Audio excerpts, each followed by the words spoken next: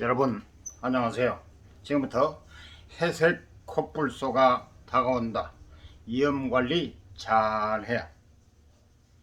미국 금리 인상 임박, 한국은 1.25%로 복귀. 한은은 돈줄 재는데 정부는 추경 돈 풀기. 고물가 잡겠다는 정책 효과 제대로 나올까? 한국 기준 금리가 코로나19 이전 수준으로 복귀했다. 어제 한국은행 금융통화위원회가 기준 금리를 연 1에서 1%에서 1.2%로 인상했다. 지난해 11월에 이은 두 차례 연속 인상이다. 한은의 기준 금리 인상은 국내 경제가 회복세를 보이는 가운데 물가가 치솟고 있어서 어느 정도 예상됐었다. 지난해 소비자 물가는 1년 전보다 2.5%가 오르며 2011년 이후 10년 만에 가장 많이 치솟았다. 미국 물가도 무섭게 올랐다.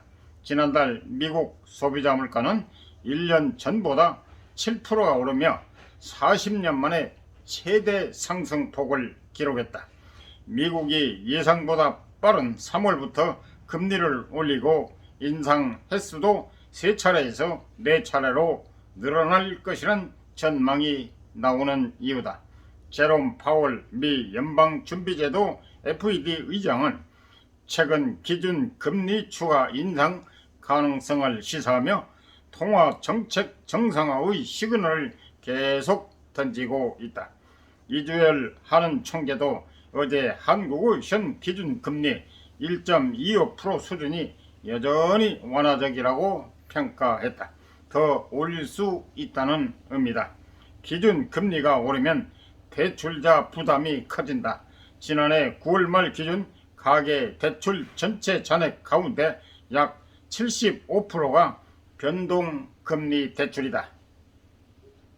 한은에 따르면 금융기관의 대출 금리가 0.25%포인트 오르면 가계의 연 이자 부담은 대출자 1인당 평균 16만 천원이 늘어난다.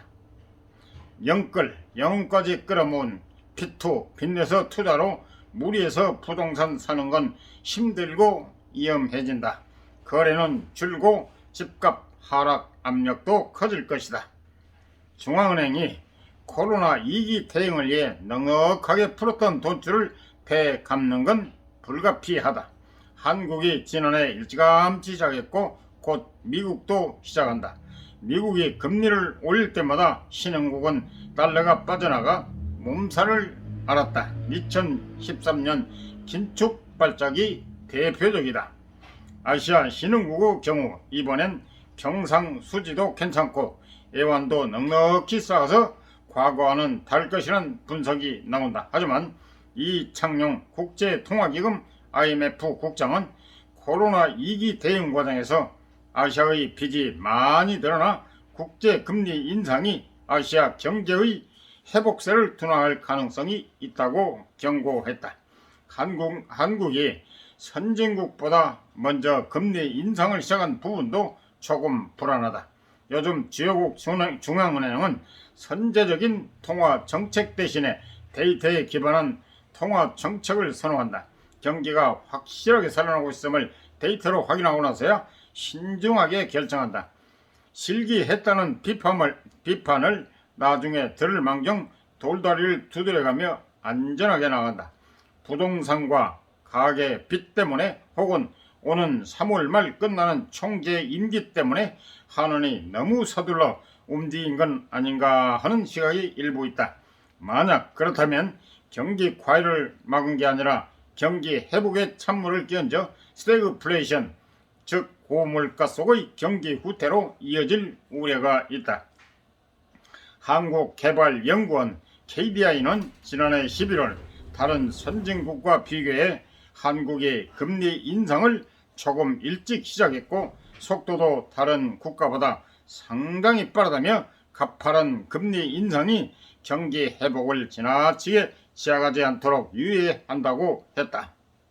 한쪽에서는 기준 금리를 올리면서 다른 쪽에선 사상 초유의 1월 추가 경정 예산 편성을 발표하는 엇박자도 문제다. 한원은 돈줄을 재는데 정부는 돈 풀기에 나서니 정책 효과가 제대로 나겠나? 일단 적자 국채를 발행해 추경 재원을 마련해야 하니 그만큼 인플레이션 압력도 커질 것이다.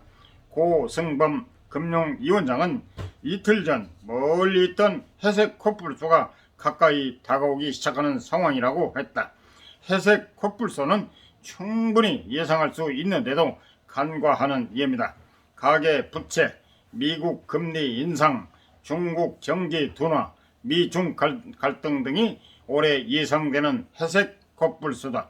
뻔히 알면서 눈 뜨고 당하지 않으려면 국민도 기업도 정부도 잘 대비해야 한다. 이상 도움이 되셨으면 구독, 좋아요, 알람 꾹 눌러주세요. 감사합니다.